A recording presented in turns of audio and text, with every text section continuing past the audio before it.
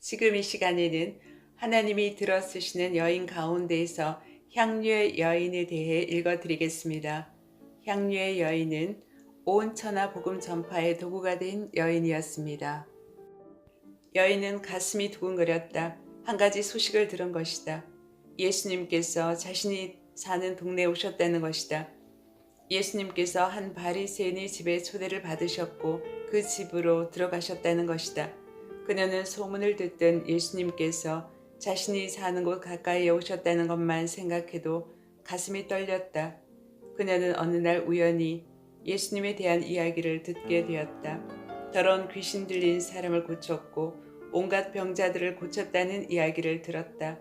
게다가 나병 들린 사람까지 깨끗하게 고쳐주셨다는 이야기는 사람들의 입에서 입으로 퍼져 자신의 귀에까지 들렸다. 죽은 과부의 아들까지 살리셨단다. 예수님의 말씀으로 침상에 누운 중풍병자가 벌떡 일어나서 자신의 침상을 들고 나가는 것을 본 적도 있다는 사람도 있단다. 어떻게 그런 일이 있을 수 있을까? 그녀는 그동안 사람들이 예수님에 대해 하는 말을 듣기 위해서 일부러 물어보기도 하고 엿듣기도 했다. 여기저기에서 예수님에 대한 이야기를 들을 때마다 여인은 더욱 예수님에 대해 궁금해졌다. 그분은 누구일까? 세례 요한보다도 더 큰 자라고? 여인은 그동안 자신의 삶에서 몸은 살아있지만 진정으로 살아있는 것 같지 않은 그런 삶을 살았다. 죄를 지은 여인이었기 때문이다. 모두들 자신이 죄인인 것을 알고 있었다. 사람들이 자신에 대해 무시하고 경멸하는 시선을 잘 알고 있었다. 그런 시선을 느낄 때마다 그녀는 죽고만 싶었다. 그러나 죽고 싶다고 죽을 수 있는 것이 인간이라면 차라리 좋을 것을. 그럴 수도 없는 자신이 한탄스러웠다. 예수님께서 그 동네 자신이 사는 곳에 가까이 있다는 소식을 들은 순간 그녀는 혹 죽은 자가 살아나듯 자신의 삶이 변화될 수 있을지도 모른다는 한 가닥 희망의 빛을 느꼈다. 그녀는 지금 자신의 모습이 싫었다. 스스로 싫어하고 모든 사람들이 자신을 피하는 그런 자신이 너무나 싫었다. 그 모든 것에서 벗어나고 싶었다. 혹 그 예수님이라면 나를 바꾸어 주실 수도 있지 않을까. 방법은 모른다. 그냥 그런 생각이 들 뿐이다. 그녀는 예수님 하고 속으로 그 이름을 불러보았다. 그런데 가슴 깊은 곳에서 울컥하며 뭔가 알 수 없는 것이 솟아나는 느낌이 있었다. 더 이상 그 이름을 부를 수 없을 정도였다. 자신이 지금까지 살아온 길을 돌이켜 생각했다. 그래, 그렇게 사는 것이 아니었어. 내가 잘못 살아온 거야. 그리고 그녀는 왠지 자신이 큰 죄인이라는 생각이 들었다. 그리고 그 죄를 용서받지 않고는 이제 자신에게는 더 이상 기회가 없다는 생각이 들었다. 그래, 예수님을 만나야 해. 어떻게 될지 알 수는 없지만 꼭 만나야 해. 예수님께서 식사를 하시기 위해서는 몇 시간 동안 그곳에 머무르실 것이다. 그리고 예수님은 길을 떠나실 것이다. 즉 자신이 사는 그 동네를 떠나실 것이다. 더 이상 예수님을 만날 기회가 없을 것이다.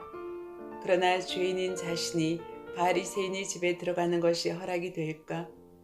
바리새인들은 자신과 같은 여자와 접촉을 하면 부정하게 된다고 생각하는 사람들인데 혹 예수님께서 나를 만나 주실까? 여인은 그런 생각을 할 겨를이 없었다. 그녀는 급히 집으로 뛰어갔다. 그리고 자신에게 있어서 가장 귀하고 값진 것이었던 향유가 담긴 옥합을 가슴에 안았다. 조심스럽게. 그러나 재빠른 걸음으로 예수님께서 계신다는 바리새인의 집으로 향했다. 가슴은 떨렸고 머릿속에는 온통 자신의 죄에 대한 회한만 가득했다. 예수님을 만나면 뭔가 달라지리라는 희망을 지울 수 없었다. 그녀는 바리새인의 집으로 들어갔다. 예수님이 보였다. 그녀는 주변에 있는 다른 사람들이 어떤 반응을 보이건 안중에도 없었다. 오로지 주님을 볼 일념과 예수님에게 자신의 가장 귀한 것을 바치고 싶다는 마음만 가득했다. 그래야만 할 것 같았고 그렇게 하고 싶었다. 그녀는 식사를 하시기 위해 앉아 계신 예수님의 뒤쪽으로 가서 섰다. 갑자기 눈물이 봇물 트지듯 흘러나왔다. 왜인지 그녀도 알 수가 없었다. 그저 눈물이 흐르고 또 흘러 주체할 수가 없었다. 그녀는 예수님의 발밑에 주저앉아 있었다. 그리고 자신의 흐르는 눈물로 예수님의 발을 적셔서 자신의 머리털로 그 발을 닦아주었고 그 발에 입맞춤을 했다. 그리고 자신이 가장 귀하게 간직하던 향유를 아낌없이 예수님의 발에 부었다. 예수님과 함께 있던 바리새인들은 자신이 하는 것을 마치 벌레 바라보듯 바라보고 있다는 것을 여인은 잘 알고 있다. 그러나 예수님께서는 그렇지 않으셨다. 예수님은 자신을 뿌리치지 않으셨다. 자신이 예수님 곁으로 갔을 때 예수님께서는 자신을 알고 있듯이 온화한 표정으로 보고 계셨다. 그리고 자신이 예수님의 발을 눈물로 닦고 향유를 붓도록 그대로 내버려 두셨다. 그 바리새인의 생각을 예수님도 아셨는지 예수님께서는 그에게 말씀하셨다. 빚주는 사람에게 빚진 자가 둘이 있어 하나는 500데나리온을 졌고 하나는 50데나리온을 졌는데 갚을 것이 없으므로 둘 다 탕감하여 주었더니 둘 중에 누가 그를 더 사랑하겠느냐.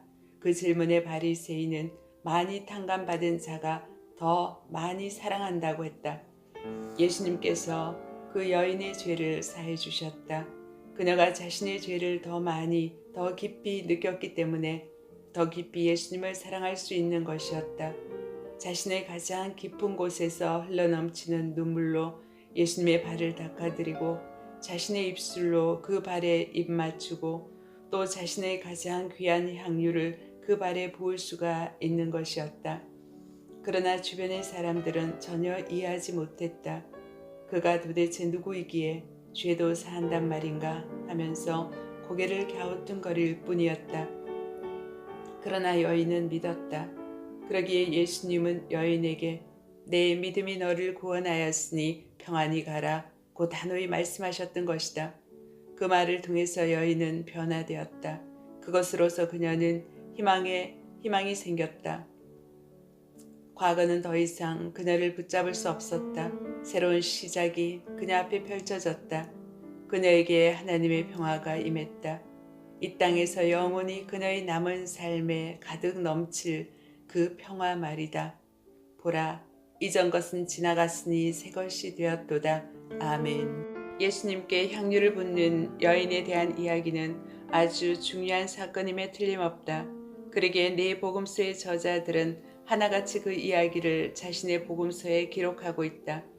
그러나 그것이 한 여인에 대한 것인지 아니면 서로 다른 여인에 대한 것인지 분명하지는 않다.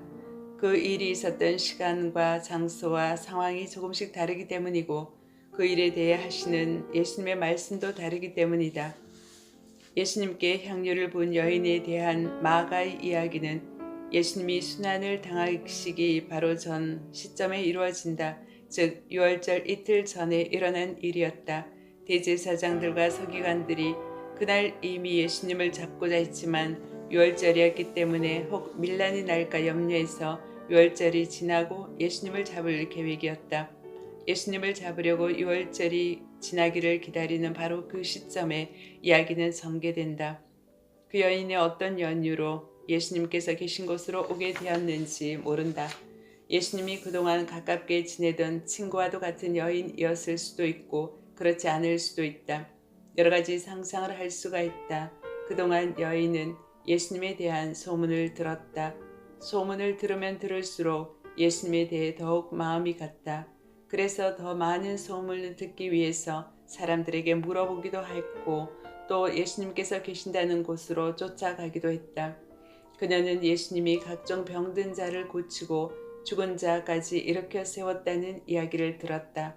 보통 사람으로는 상상할 수 없는 각종 일을 행하시는 예수님이 놀랍기만 했다. 그뿐 아니었다. 각종 비유를 들어 많은 사람들에게 가르치시는 예수님의 교훈을 전해 듣기도 했고 또 직접 무리 속에서 듣기도 했다. 심지어 바람을 꾸짖으시고 바다에게 잠잠하고 고요하라고 명하셨는데 바람과 바다가 예수님의 말에 잔잔하게 되었다는 상상도 해보지 못한 소문을 들었다. 5,000명을 먹이시고 바다 위로 걸으시다니 그분은 하나님의 아들이라고 했다. 그러면 우리를 구원할 메시아이시란 말인가? 메시아가 아니면 어떻게 그런 일을 행할 수 있을까? 그래, 맞아. 그분은 유대 백성이 그렇게 기다리던 구원의 왕임이 틀림없어. 여인은 은총을 받았다. 그 모든 것을 믿고 또 믿게 된 것이다. 그리고 그 마음 속에 그분이 자신의 구세주이심이 그냥 믿어졌다. 그러나 그녀는 잠잠히 그 소문을 듣고 있었고 관심을 갖고 그분의 동정을 살피고 있었다. 어느 날 여인은 예수님이 자신이 있는 곳에서 그리 멀지 않은 베다니의 나병 환자인 시몬의 집에서 식사를 하신다는 말을 들었다. 왜 자신이 그렇게 할 생각을 했는지 알 수 없다. 그녀는 어떤 감동에 사로잡혔다. 자신이 갖고 있던 아주 값진 향유인 순전한 나드 한 옥합을 가슴에 안았다. 그녀가 그렇게나 귀하게 여기던 것이었다.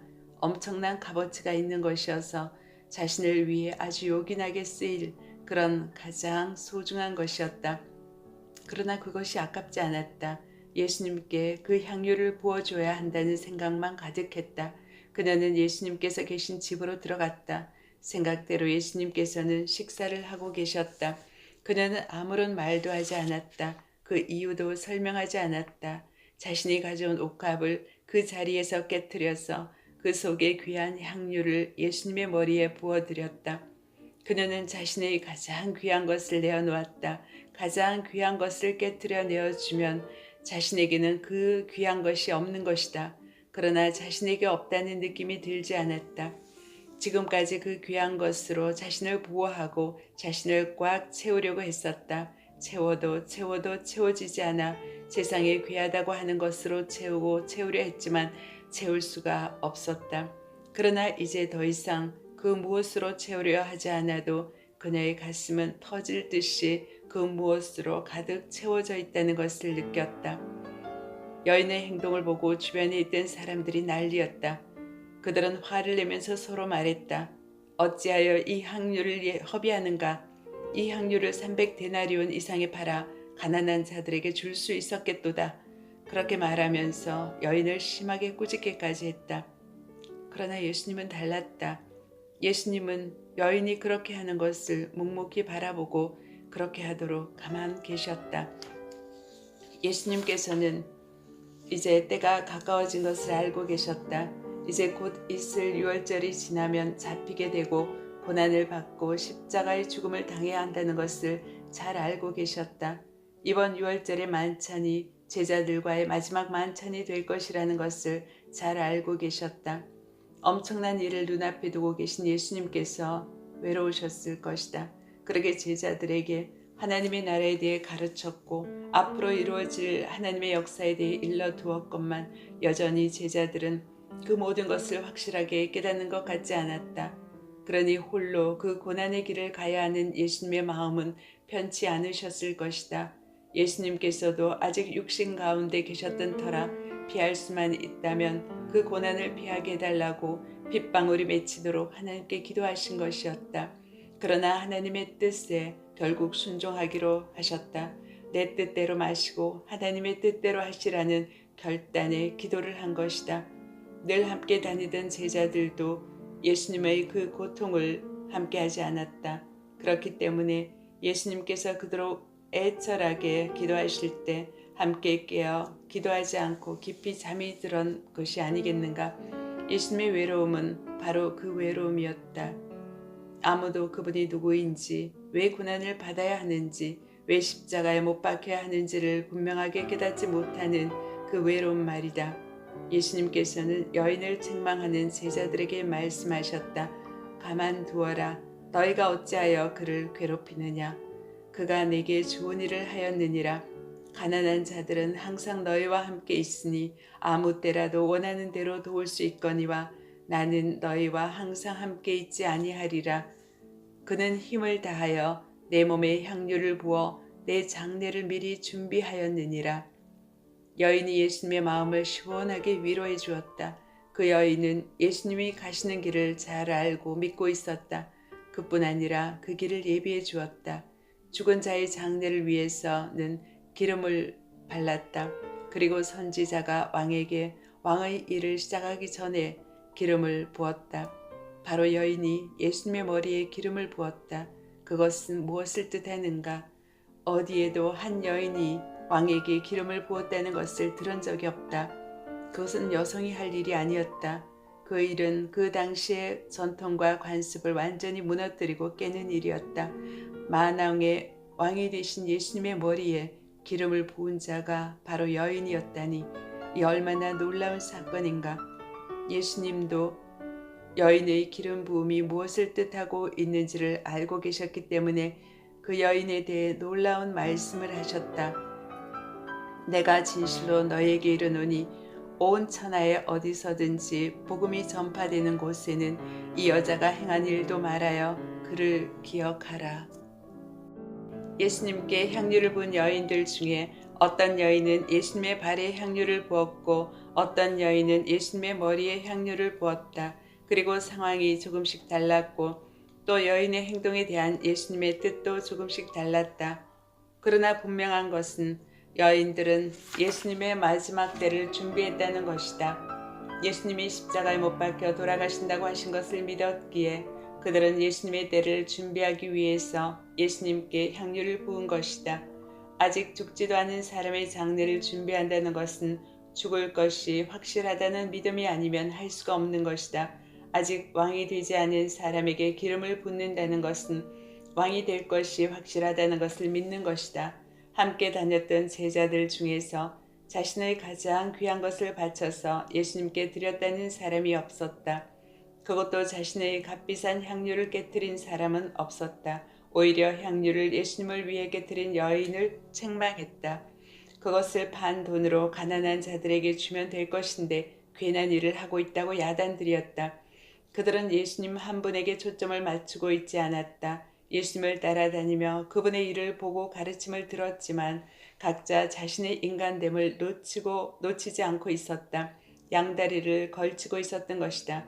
예수님이 그렇게도 자신의 고난과 십자가의 죽음과 부활에 대해 말을 했건만 그들은 반신반의하고 있었던 것이다. 그러나 여인들은 이름도 없는 그 여인들은 묵묵히 자신이 믿고 있는 바와 자신의 내면의 감동에 따라 그대로 행동에 옮겼다. 그들은 믿음이 있었을 뿐 아니라 그 믿음을 행동으로 옮기는 용기가 있었다. 그것은 더 이상 잃을 것이 없는 사람의 용기였을 것이다. 또한 진정으로 사랑하는 사람에 대한 용기였을 것이다.